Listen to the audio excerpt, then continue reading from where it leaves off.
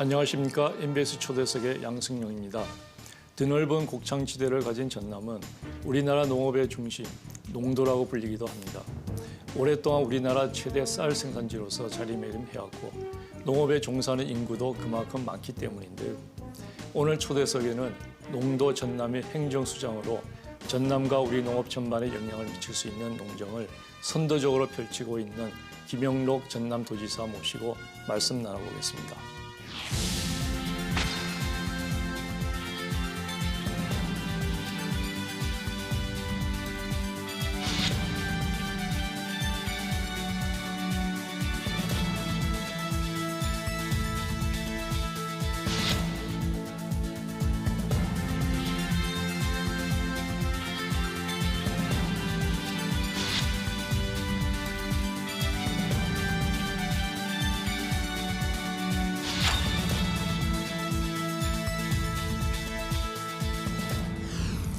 오늘 스튜디오에는 김영록 전남도지사님 자리해 주셨습니다.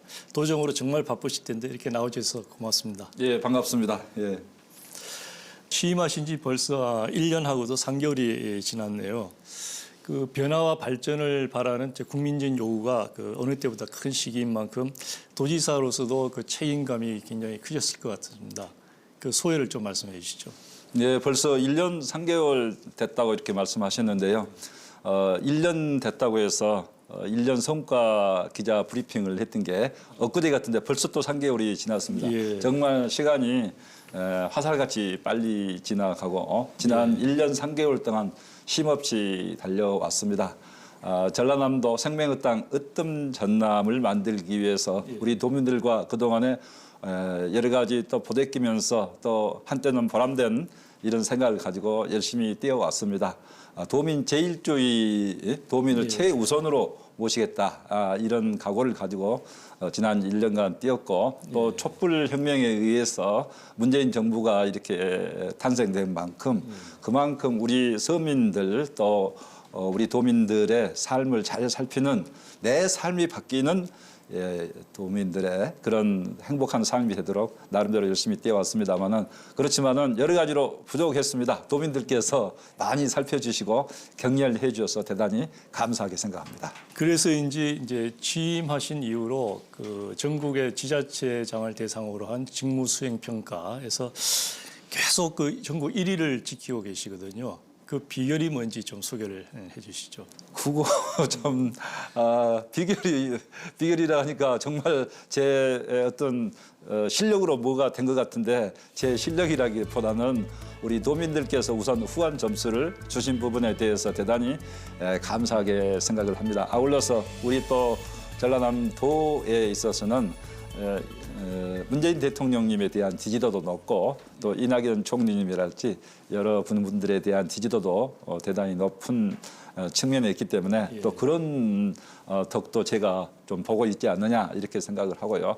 제가 와서는 도민들을 한 분 한 분 이렇게 모시는 도민 소통, 도민 제1주의 행정을 펼치는 또 그런 부분이 우리 도민들께서 후한 점수를 주신 부분이 아니냐 또 이렇게도 생각합니다. 그리고 지난 1년 3개월간 사실은 이제 그동안에 전라남도 좀 어려웠던 부분들 문제를 해결하는데 나름대로 열심히 뛰었고 예를 들면 SOC 문제 같은 것을 해결하는데 나름대로 성과가 있었다고 이렇게 생각을 합니다. 지금 도지사를 하시기 전에는 이제 농림축산식품부 장관을 하시지 않았습니까? 어떤 자리가 더 어렵던가요? 아니면 더 보람이 있는 건가요?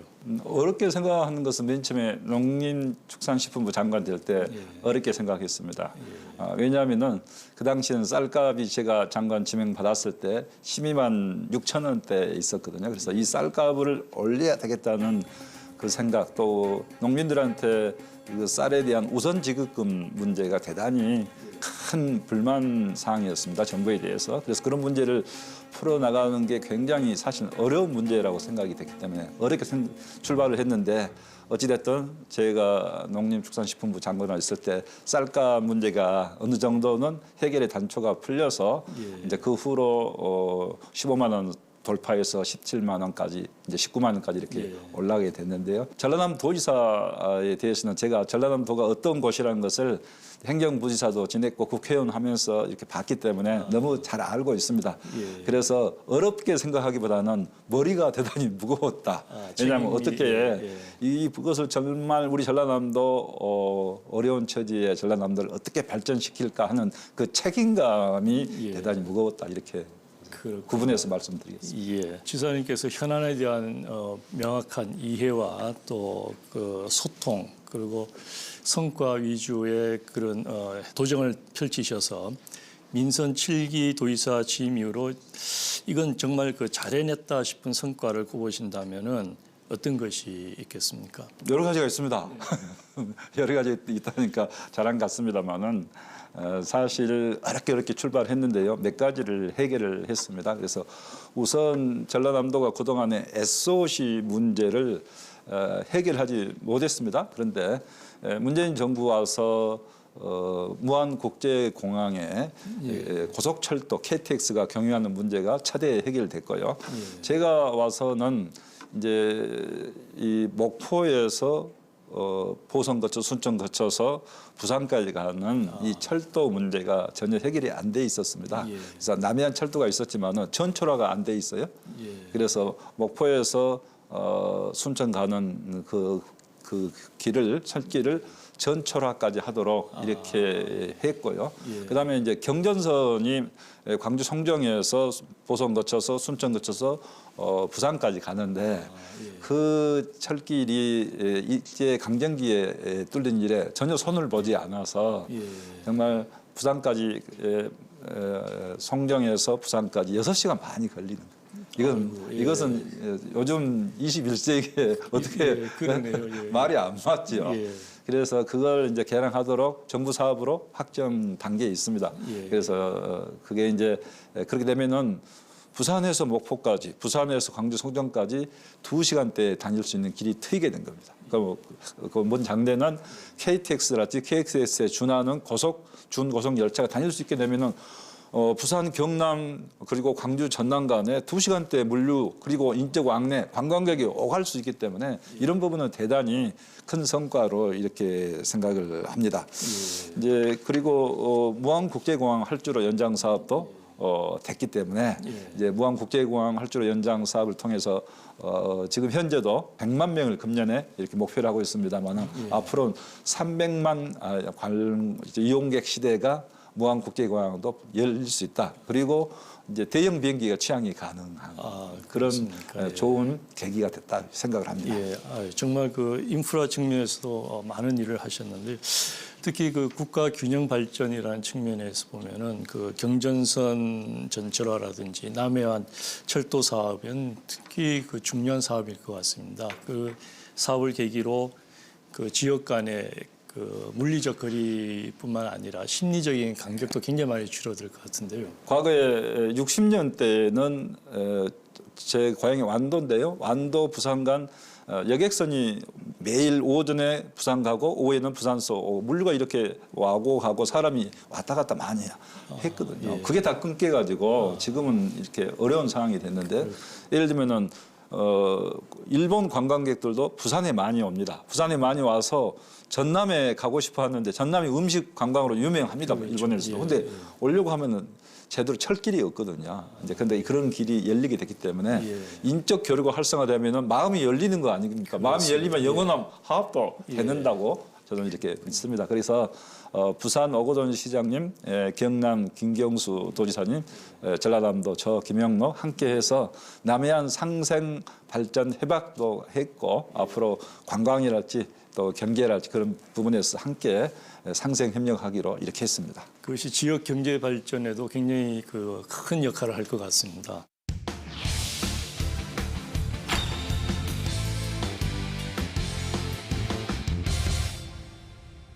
전남 지역은 이제 전국 최대 농도로서 우리나라 농업의 중심이라고 할 수 있는데 현재 그 전남 농업의 현황을 잠깐 짚어주시죠. 네, 농업하면 전남, 농도하면은 전남인데요.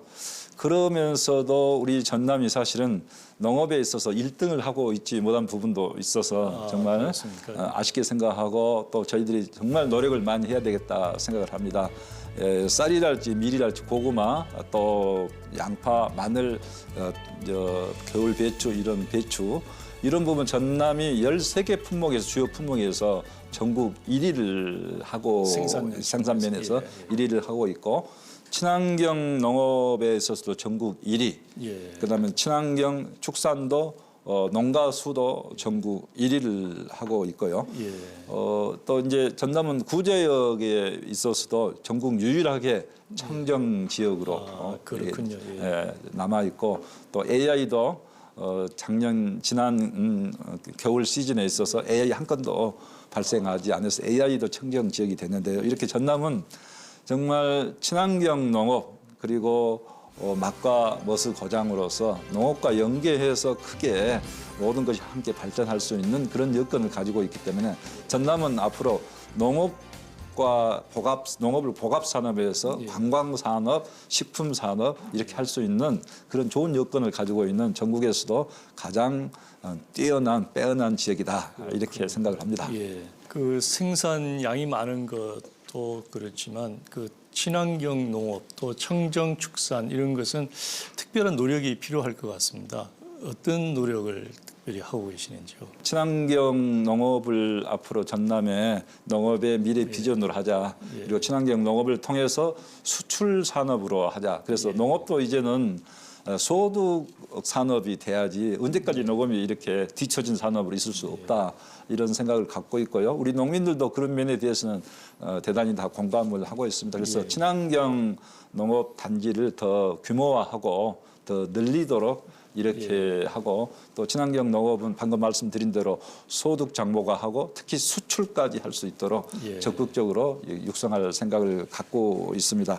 또 친환경 축산도 친환경 축산까지 가기는 좀 어렵다 하더라도 환경 친화적인 축산을 해야 된다. 이제 동물 복지형 축산이 돼서 우리 국민들도 정말 신뢰하고 안전하게 먹을 수 있는 축산이 돼야 된다. 이렇게 생각하고 또 그런 부분도 적극적으로 국가에서 하고 있는 것 플러스 전라남도에서 더 추가적인 노력을 하고 있습니다. 그러시군요. 그 고령화와 그 농업 인구의 감소, 또 농업 노동력 부족 이런 것은 우리 이제 농업이 가지고 있는 큰 문제인데 아마 전남도 예외는 아닐 거라고 봅니다.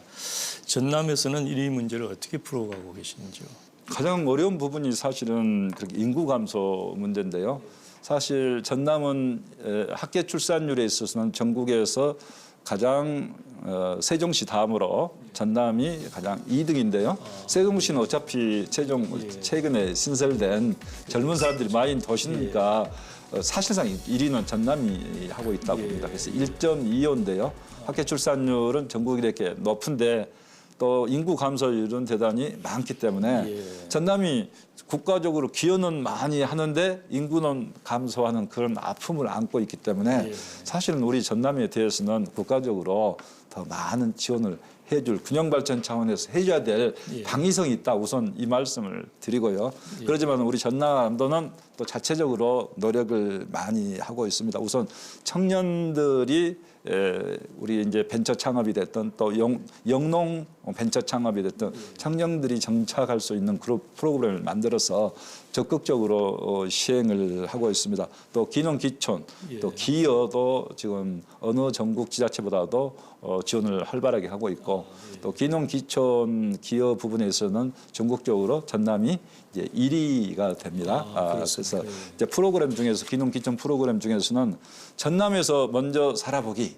그래서 한 달 먼저 살아보기, 한 달간 살아보면은 내가 과연 여기서 정착할 수 있을지, 또 정착을 하더라도 어떤 농업을 하고 어떻게 할 것인지를 설계할 수 있는 그런 시간이 된다고 생각합니다. 그래서 1개월 살아보기 이렇게 하고 있는데요.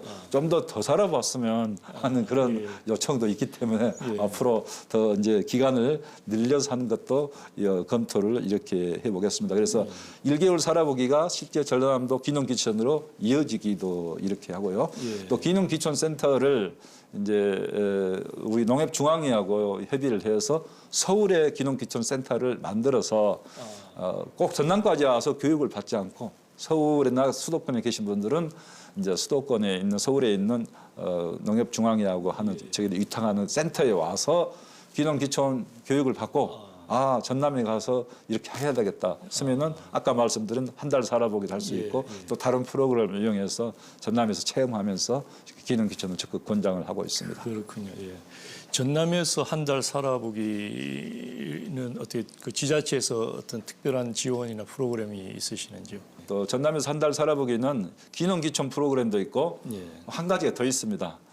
여행하신 여행을 좋아하시는 분들이 전남에서 또 한 달 내지 뭐 얼마 동안 한 달 이내에서 이렇게 살고 여러 가지 프로그램을 경험하면서 그걸 이제 SNS 글로 남기는 그런 프로그램도 있는데요. 그건 저희 전라남도에서 지원을 하고 있습니다. 그렇군요. 저희 같은 나이 많은 사람도 가능합니까? 그 참여가? 우리 교수님께서 오시면은 가장 먼저 선발이 되지 않겠느냐 생각이 되는데요. 교수님은 기농기촌 의사는 없으시면은 아까 여행으로 한 달 살아보기를 해야 되지 않겠느냐 이렇게 생각이 저는 듭니다. 다 의사가 있습니다. 그래요? 전남으로 오시면 잘 모시겠습니다. 근데 매년 이맘때면은 어김없이 나오는 농업 현안 문제, 이제 쌀값 문제인데요. 금년도 작황도 나쁘지 않다 이렇게 해서 좀 우려가 있습니다. 그 전남에서는 지금 이 문제에 대해서 어떤 그 수급 조절을 비롯해서 어떤 대책을 준비하고 계시는지요? 전남은 쌀값 면에 있어서는 역할을 많이 해주고 있다고 생각합니다. 쌀 생산 조정제, 그러니까 쌀 농사 대신 다른 작물, 타작물을 재배하는 거에 전남이 사실은 어느 지역보다도 더 많이 그런 역할을 하고 있고 또 전남은 다수학 품종보다는 품질 위주의 쌀 생산을 하고 있기 때문에 사실 전남이 수확 양에 있어서는 오히려 좀 다른 어느 시도보다는 좀 더 줄고 있습니다. 그렇지만 품질로 경쟁을 한다. 이렇게 하고 있는데 그래서 전남 쌀을 그만큼 품질 위주로 하고 있다는 것을 이해를 해주시고 우선 쌀값 정책은 이제 전남만 갖고는 안 되죠. 이건 국가 정책으로 해야 될 일인데 올해는 한 9만 톤 내지 10만 톤 정도가 쌀이 남아 돌 거다 이렇게 생각해서 우선 과잉 생산된 것을 다 정부가 격리 수매를 해줘야 됩니다. 그런데 제가 장관으로 있을 때는 이 과잉 생산된 것 플러스 알파 해서 그때는 12만 톤을 추가로 또 격리를 더해버렸어요. 그렇게 하니까 확실히 쌀값이 정부 조치에 대해 신뢰를 하고 쌀값이 그때 이제 결국 올라가기 시작해서 바로 10월 초에 이제 15만 원대를 돌파를 해서 그게 이제 17만 원, 19만 원까지 올라간 거거든요. 그래서 이번에도 지금 약간 떨어졌지 않습니까? 쌀값이 19만 3천 원 가다가 18만 7천 원 이렇게 한 5천 원 떨어지고 있는데 저는 다시 19만 원 이상으로 쌀값을 올려야 된다. 그러려면은 정부가 좀 강한 특단의 조치, 아까 말한 10만 톤 격리 조치 플러스 추가적인 조치를 더 이렇게 빠른 시간 내에 빠르게 발표해야지 쌀값이 떨어진 뒤에 조치를 해서는 늦다. 과거 제가 했던 경험을 말씀을 드리는 건데요. 정부한테 강력히 이 부분은 건의를 하고 있습니다. 그렇군요. 우리 쌀값 이 한동안 지속적으로 하락을 해서 하는 그 걱정과 또 불만들이 있었는데 그 전환점을 우리 장관님께서 장관님으로 계시는 동안에 그것을 만드셨네요. 그 쌀값 문제는 이제 수급 조절이 중요할 거고요. 그런 측면에서 보면은 이제 타작물을 재배하도록 유도를 하는 이런 것이 필요할 텐데 전남도에서는 중앙 부처에서 하는 그 외에 별도로 그런 타작물 재배 사업을 시행을 하고 계신지요? 중앙부처 사업으로 이제 하고 있는데요. 이제 중앙부처에서 하는 것은 단가를 올려줬어요. 단가를 이제 쌀값이 많이 올라가서 타작물 하는 게 그만큼 더 플러스 알파 인센티브를 줘야 타작물을 하는 거지 할 수가 없잖아요. 그래서 정부의 단가는 올려줬는데 그것만 갖고는 좀 부족한 것 같습니다. 그래서 타작물 재배 단지는 배수 개선 사업 같은 것은 우선적으로 해주고 또 사료작물 종자 때도 지원해주고 기계 장비랄지 사일리지랄지 이렇게 우리가 지원하는 품목에 있어서는 우선 조치하고 또 추가적으로 조치하도록 전남에서는 인센티브를 많이 주려고 노력을 하고 있습니다. 그렇지만은 저희 도도 이제 예산의 한계 때문에 많이는 못했습니다만은 저희 도가 또 추가적인 노력을 하고 있고 우리 이제 쌀 농가에서도 타작물 재배에 어려움을 많이 하소연을 하고 있습니다. 그래서 이제 쌀 재배를 하든 타작물을 심든 소득이 비슷하게 나와야 저희들도 자유롭게 이렇게 권장할 수 있는 거 아니겠습니까? 그래서 이 부분은 정부에서 좀 더 과감하게 어떤 작물을 심더라도 소득이 좀 차이가 나지 않게 조치할 필요가 있다 이렇게 생각을 합니다. 지금 이제 국내에서 그런 문제를 더해서 이제 그 대외적인 어려움도 지금 있습니다. 그 최근에 그 일본과의 갈등을 겪고 있는데요. 그 과정에서 이제 일본에 수출하는 농산물이 또 타격을 받지 않을까 이런 우려도 있는 것이거든요. 전남도에서도 이제 일본에 많은 농산물을 수출을 하고 계신데 어떤 대책을 가지고 계신지요?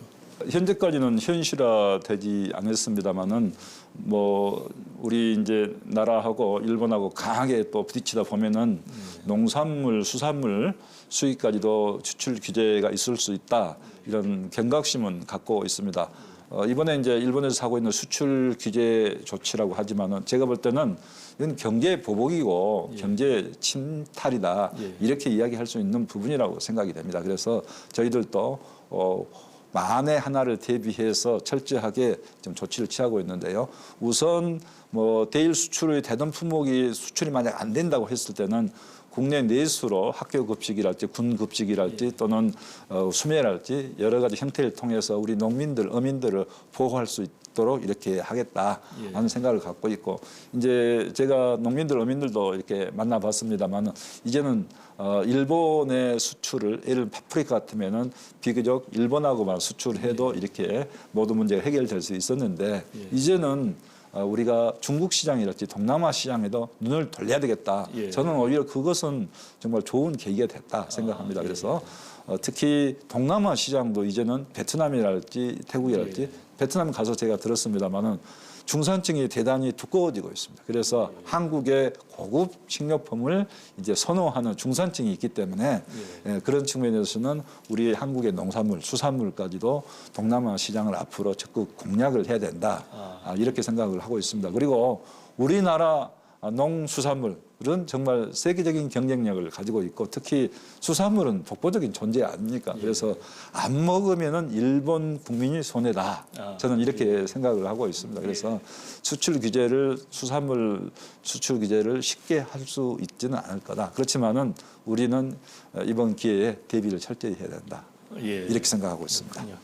이번 그 일본과의 그런 문제를 전화위복의 기회로 삼아서 수출선 다변화를 통해서 우리 농업을 한 단계 업그레이드 할 수 있는 기회로 만들 수 있겠다 이런 말씀. 네, 그리고 한 가지 더 말씀드리면은 이제 미국 시장도 저희들이 공략을 하고 있는데요. 미국의 이제 마트에 한인마트랄지 이런 마트들에 우리 전라남도 코너를 만들었습니다. 별도 코너를 만들었는데 굉장히 인기가 높아요. 왜냐하면은 미국의 교포 사이에서도 맛 하면은 전라남도, 전라도 이런 인식이 많이 있어서 우리 전남산 식품, 전남산 가공 상품을 많이 찾습니다. 그래서 별도로 코너를 만들어 수출이 지금 많이 늘고 있고요.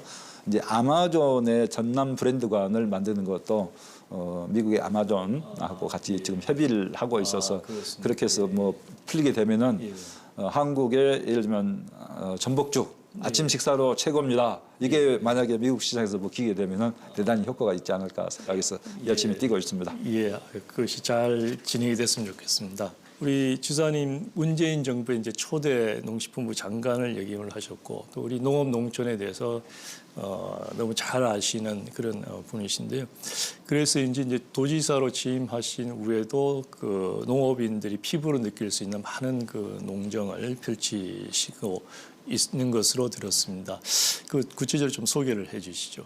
그 맨 처음에 이제 도지사 된 이후에 농민들도 많이 만났는데 특히 이제 여성 농업인들께서 여성 농업인 행복 바우처 사업이 우리 전라남도가 전국에서 꼴등이다. 왜 꼴등입니까? 그랬더니 20만 원까지 주는 데도 있는데 10만 원이라서 전국에서 제일 적다. 그래서 제가 와서 바로 20만 원으로 전국 최고 수준까지 이렇게 올렸습니다. 올리면서 여성 농업인들도 정말 고생을 많이 하잖아요.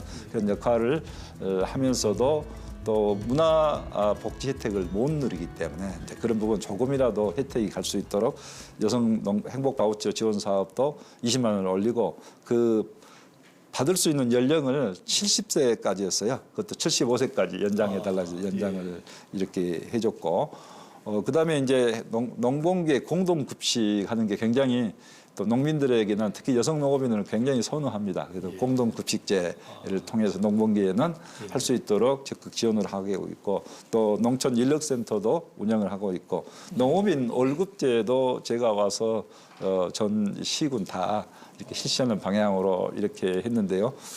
일부의 호응이 그친다 그런 측면도 지적을 받고 있습니다만, 그러나 하신 분들은 만족도가 대단히 높습니다. 그리고 이제 근본적으로 농업인 공익수당제를 지금 신설하자 이렇게 해서 내년부터 도입하기로 지금 농어민들하고 그다음에 농민단체 그리고 시장군수들하고 같이 협의를 해서 협약을 맺었습니다. 그래서 내년도부터 한 60만 원 정도를 예상을 하고 있습니다만은 농업인 공익수당을 지급한다.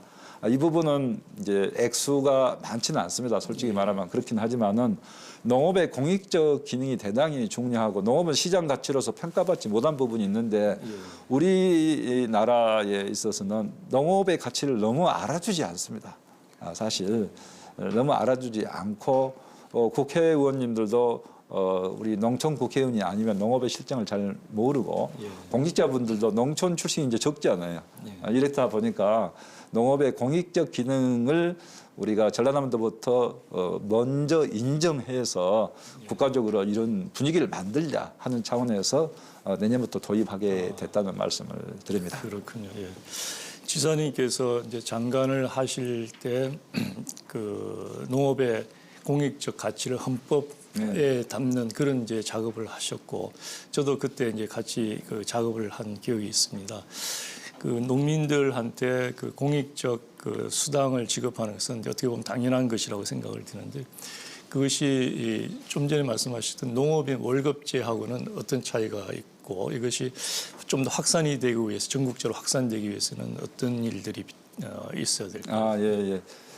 농업인 월급제는 이제 어차피 이제 양곡 수매대금이랄지 본인이 받을 돈을 이제 1년에 수학기 한꺼번에 받다 보니까 그 받기 전까지 어렵고, 받을 때 한목으로 받으면 그때는 좀 풍족하다 여유가 있다 하지만은 금방 또 써버리고 나면은 나중에 허전하잖아요. 돈이 없잖아요. 그러니까 그걸 매달 미리 나눠서 월급으로 지급하고 또 남은 부분이 있으면 환급을 해주는 그런 제도이기 때문에 본인 것을 가져가는 겁니다. 나눠서 가져가는데 그 농업인 공익수당은 농업의 공익적 가치를 인정해서 농민들에게 이렇게 주는 제도인데요. 지금 정부도 공익적 직불제를 도입하겠다 이렇게 하고 있기 때문에 어느 정도 이제 농업의 공익적 가치를 인정하는 방향으로 가고 있습니다만은 헌법에 스위스처럼 헌법에 규정을 해서 농업은 보호도 해야 되지만은 공익적 가치에 대해서는 반영해서 시장 가격에 반영하지 못한 부분을 정부가 일정 부분 농민의 것은 어민의 것으로 생각하고 이렇게 보상을 해줘야 된다 이렇게 생각합니다. 현장에서 반응은 뭐 짐작은 갑니다만은 어떻습니까? 농민들이 굉장히 좋아할 것 같습니다. 네, 농어민 수당은 굉장히 반응이 좋습니다. 반응이 좋고 특히 이제 그 액수가 예를 들면은 농민들이 피부로 느낄 수 있는 정도의 액수는 아닙니다. 그렇지만은 우리 농민들을 알아준다. 그거 아니겠습니까? 우리 농민들을 고생한다고 정부가 알아주구나. 전라남도에서 알아주구나. 이제 이런 측면에서 대단히 뜻 있게 생각을 하는데요. 다만 한 가지 이제 아쉽게 생각하는 부분은 저희들도 예산 제약이 있기 때문에 이제 충분하게 드리질 못한 점이 있고, 그다음에 농업의 공익적 가치를 인정하는데 농업의 농민수당 개념으로 해서 모든 농민들에게 다 줘야 된다. 이제 그런 이야기를 많이 하시는데 그렇게 하려다 보면은 이제 예산이 이제 2배, 3배 들어가는 거죠. 2배 정도는 들어가는 거죠. 그래서 그런 어려움이 있습니다. 또 농민 수당에 대해서는 일반 도민들 특히 자영업 하시는 분들은 우리는 더 어려운데 왜 우리는 지원하지 않느냐 이제 그런 부분이 있어서 저희들이 이제 좀 어려움이 있다 말씀을 드리고 또 여성 농업인을 특히 왜 우대를 안 하느냐 여성 농업인을 따로 여성 농업인도 농민의 한 사람이니까 지급해야 된다 이제 그런 말씀들을 많이 하시는데요. 저도 그런 부분에 대해서 공감을 합니다만은 맨 처음 시작 때부터 너무 무거운 짐을 질 수는 없고 또 그래서 또 도민과 국민의 공감대도 없고 시작을 해야 되기 때문에 우선 이렇게 농가 세대주 단위로 시작을 합니다만 앞으로는 이제 확대를 해야 될 거 아니냐 또 이렇게 생각을 하고 있습니다. 그리고 이제 전체적으로 저희들이 또 전라남도에서 하고 있는 일은 주로 노지 체조를 중심으로 해서 최적 가격 보장제도 조례가 있습니다. 그래서 그 조례에 맞춰서 금년에 이제 저희들이 24억 예산을 확보해서 국가하고 저희 도하고 시군 자치단체하고 이렇게 해서 270억에 해당되는 그 이제 최저 가격 보장에 따르는 예산을 지원을 했습니다. 그래서 그 부분은 굉장히 이제 우리 농민들도 높이 평가하는데 내년에는 더 많은 예산을 확보해서 이 가격 폭락에 따른 대책을 좀 전라남도에서 좀 해야 되겠다. 그렇지만은 전라남도만 갖고는 사실은 안 되죠. 예를 들면 전라남도만 양파가 나는 건 아니기 때문에 국가적으로 좀 더 과감한 조치가 필요한데 국가가 안 한다고 전라남도도 손 놓고 있을 수는 없다. 우리가 하겠다. 대신 국가도 앞으로 이런 부분은 정말 과감히 좀 조치가 필요하다. 이렇게 생각하고 있습니다. 그렇군요.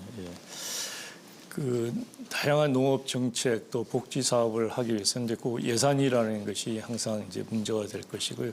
좀 전에 말씀하셨다시피 비농업 부분에서의 이제 어떤 그 요구나 불만도 없을 수 없을 것 같습니다. 그런 부분을 어떻게 설득을 하시는지요? 저는 항상 그 솔직하게 말씀드리고 또 이해를 구하는 게 이제 가장 최선의 방책이라고 생각합니다. 우리 농민들께는 이제 많이 지원할 수 없는 그런 부분에 어려움을 또 이야기를 드릴 수밖에 없고요. 이제 일반 도민들이랄지 자영업 하신 분들은 이제 농민들의 어려운 사정, 아까 시장에 반영되지 못한 부분이 있기 때문에 이제 그런 부분 설명을 잘 드리고 또 자영업 하시는 분들도 저희 전라남도에는 어느 정도 지원책을 마련을 했습니다.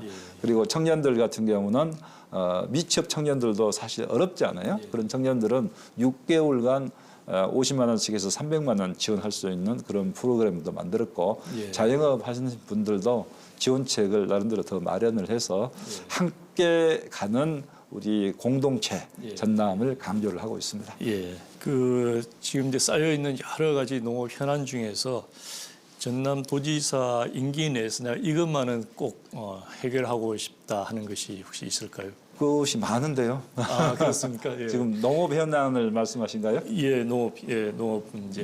농업 문제는 이제 여러 가지가 있는데 우선 지금 기후 변화에 따라서 이렇게 아열대화되고 있기 때문에 이제 아열대 작물 체계들 저희들이 연구도 하고 시험 연구 재배도 하고 또 이렇게 보급하고 이런 프로그램이 마련되어야 되기 때문에 아열대 농업연구소 연구단지를 전남에 지금 만들기로 이렇게 했습니다. 그래서 이제 그 부분 좀 시간이 걸리겠습니다만은 농식품부, 농진청하고 함께 전남이 가장 먼저 발빠르게 좀 움직여서 이렇게 하겠습니다. 그래서 최근에 제가 애플 망고 농장 하신 분을 가봤는데요. 대단히 크게 하고 있고 애플 망고 맛이 동남아시아 산보다 훨씬 맛있습니다. 오히려 맛이 있고 또 그 애플 망고 그 나무까지도 이렇게 거기서 이렇게 배양해서 이렇게 보급하고 있는 걸 봤는데 젊은 사람이 그렇게 하고 있어요. 그렇게 이제 새로운 그런 농업에 있어 신산업도 일으키면서 결국은 아까 제가 설명했습니다만 친환경 농업, 친환경 농업이 지금까지는 주로 쌀농사 위주였는데요. 이제 과수, 채소까지 친환경 농업으로 가서 우리 전라남도 농업이 이제 중국이랄지 동남아 시장에서 전라남도 농업은 농산물은 고급 또 친환경 농업으로서는 전라남도가 최고다.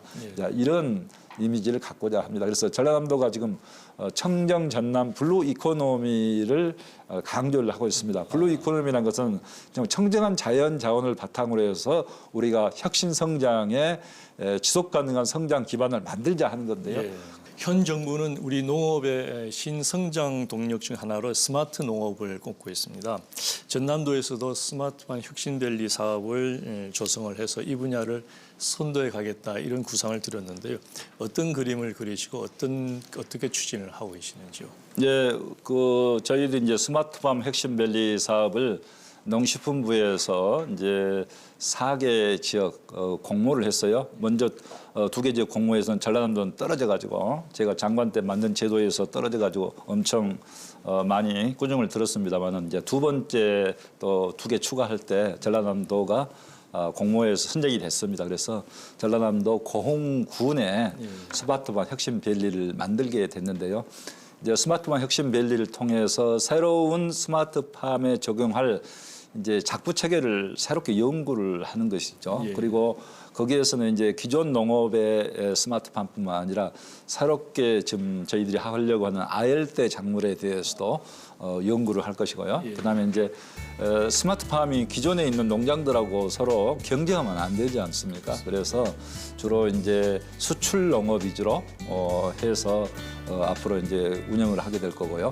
거기에서는 이제 생산만 하는 게 아니고 인대 단지, 교육 단지가 있어서 거기에서 교육 청년 벤처 농업인들이 와서 교육도 받고 또 일정 부분은 임대 그 스마트팜을 일정 부분 이렇게 배정 받아가지고 실제 이제 스마트팜 농업을 해보기도 하고 또 일정 부분은 기존 주민들에게 함께 참여할 수 있는 그런 공간을 이렇게 분양을 할애를 해서 주민들도 직접 스마트팜을 운영할 수 있게 이렇게 여러 가지 복합적인 구조를 이렇게 만들고 있습니다. 그래서 현재 준비 중에 있고 이제 2022년부터는 본격 생산될 건데요.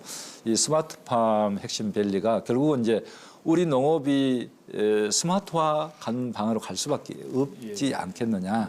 그렇다 보면은 우리가 이것을 거부한다고 해서 거부할 수 있는 게 아니라 하면은 먼저 우리가 받아들이자. 특히 농업의 어떤 생산성을 올리기 뿐만 아니라 농업 인력이 부족하지 않아요. 그런데 인력 해결 차원에서도 많이 도움이 될 수 있다 이렇게 생각합니다. 한편에 그러지만은 스마트 농업에 대해서 또 걱정하는 분들이 많아요. 이를테면 우리는 적응할 수 없기 때문에 예를 들면 스마트화 되면은 밀려난 거 아닌가.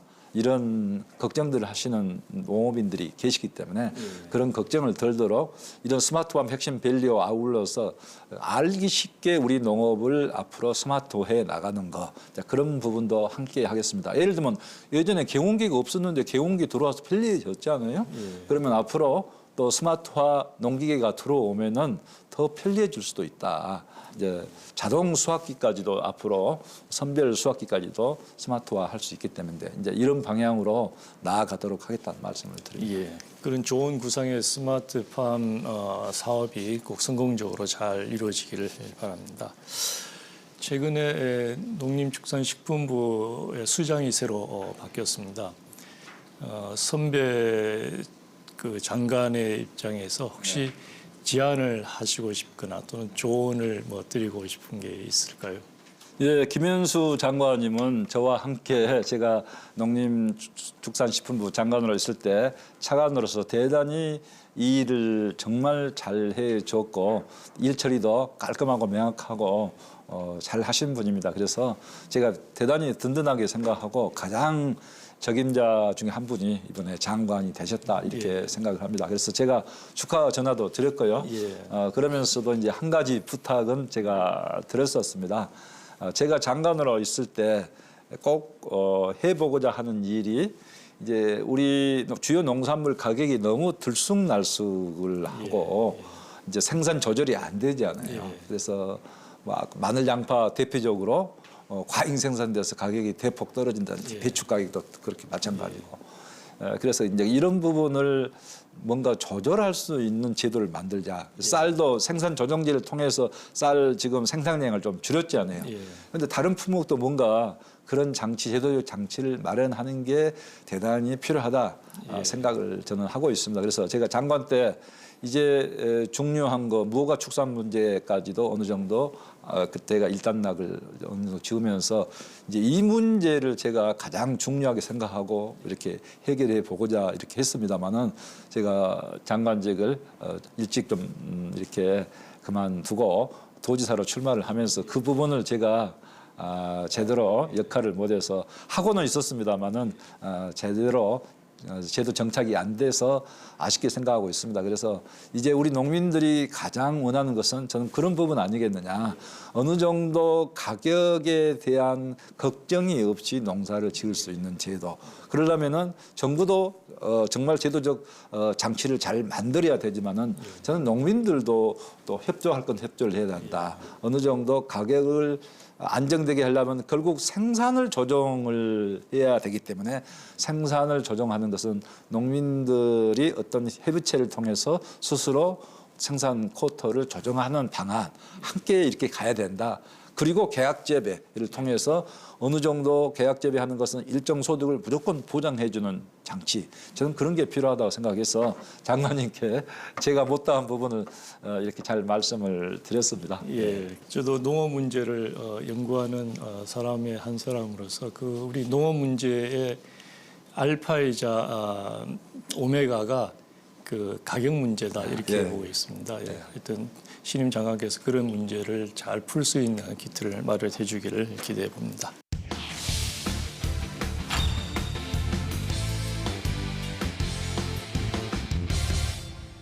미래 비전으로 블루 이코노미를 수립해서 선포식을 하셨는데요.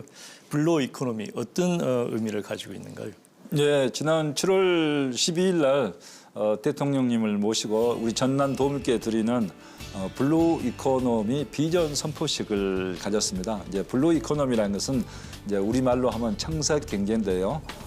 이제 청색 경제 블루 이코노미는 결국 좀 확장된 개념으로 해서 우리 이제 성과 바다, 하늘, 드넓은 벌판, 이 전남이 가지고 있는 청정 자연 자원이 많이 있습니다. 그런 자연 자원과 역사 문화 자원까지 이렇게 다 했을 때 이 청정한 이 자원을 바탕으로 해서 미래의 혁신 성장의 동력을 만들어 보자 하는 게 쉽게 말하면은 이제 블루 이코노미가 되겠는데요.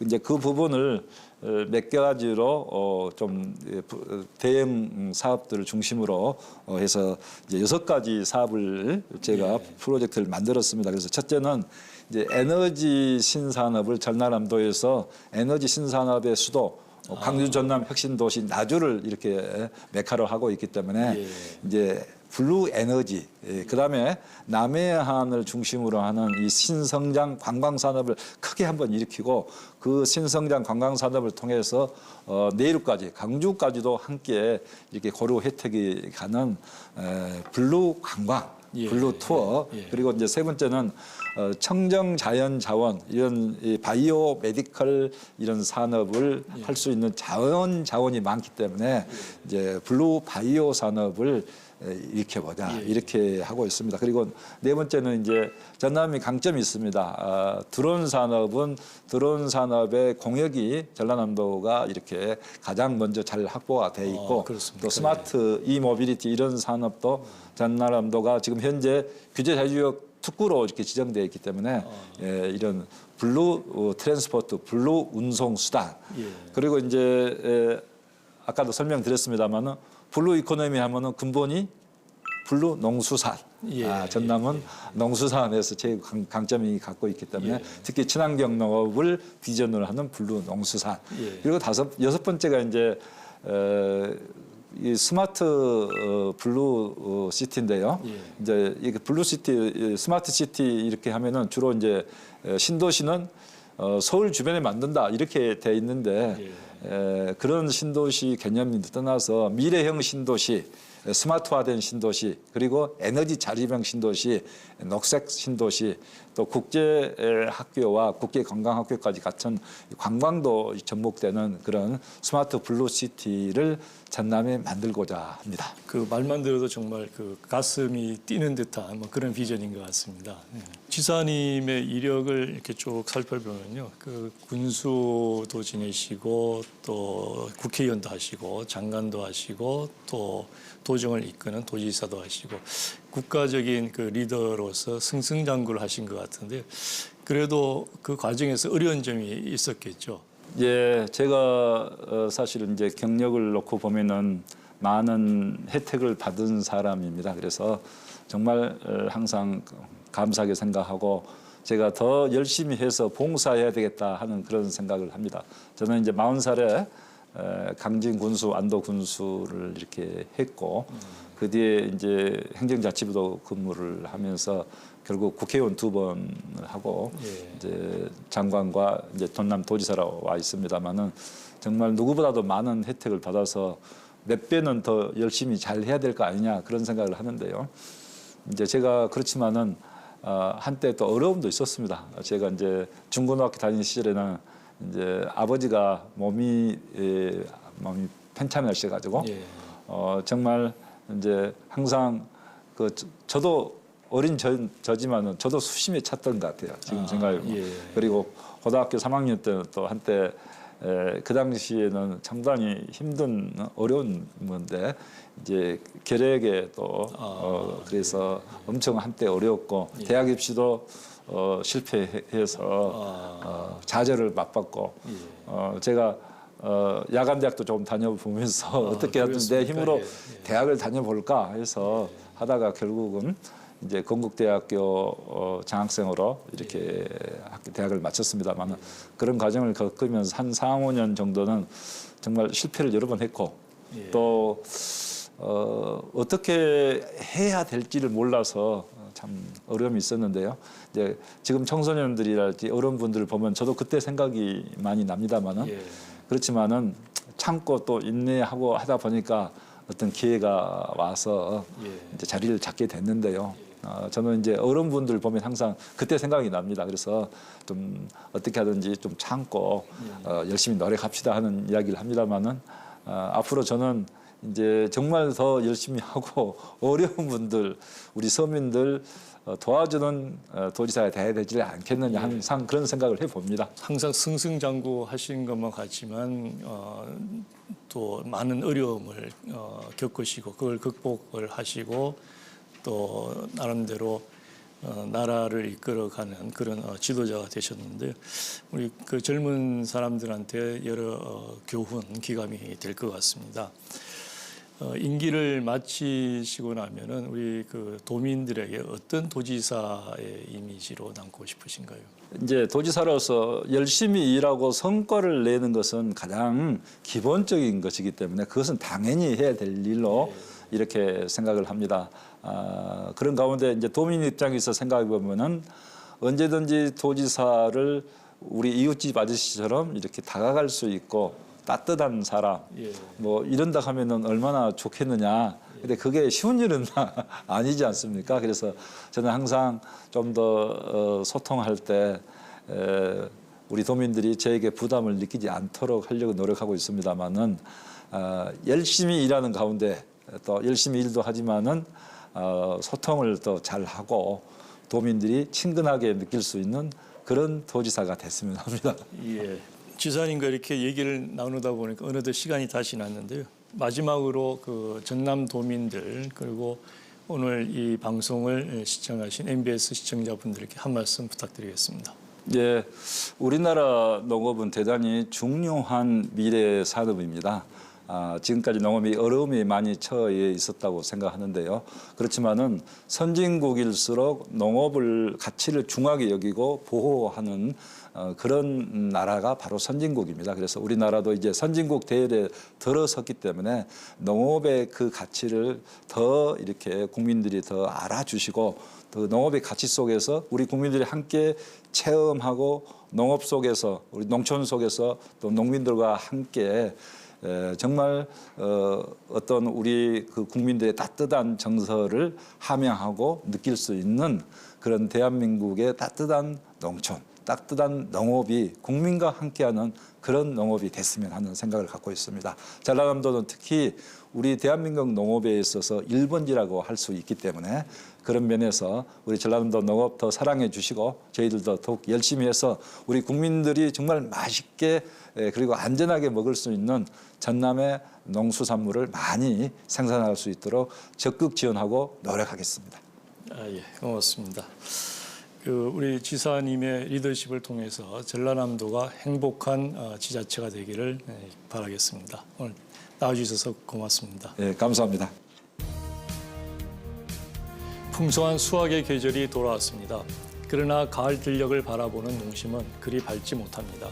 날로 높아가는 인건비와 자재비, 변덕스러운 자연재해와 수입 농산물의 파고에 맞서 애써 키워낸 농작물의 제값을 받기가 여전히 힘들기 때문인데요. 맡은 바 책임과 권한이 적지 않고 지역의 농심과 어려운 현안을 누구보다 잘 알고 있는 지방자치단체장들이 농업인들의 든든한 버팀목이 되어주기를 기대합니다. 함께해 주신 여러분 고맙습니다.